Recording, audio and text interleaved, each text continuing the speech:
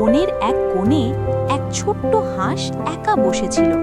হঠাৎ তার সামনে এসে দাঁড়ায় এক বিশাল হাতি।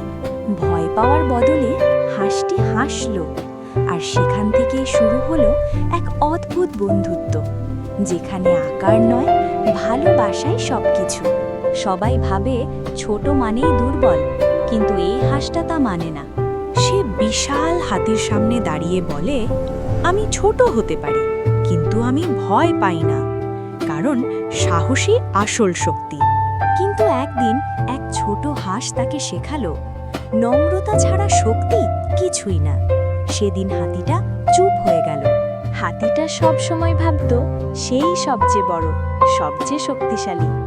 একজন বড়, একজন ছোট, একজন শক্তিশালী, একজন কোমল, তবুও তাদের মধ্যে একটা মিল আছে। দুজনেই অনুভব করতে পারে, ভালোবাসতে পারে। কখনো কখনো একটা মুহূর্তই সব বদলে দেয়, একটা দৃষ্টি, একটা হাসি, আর সেখান থেকেই শুরু হয়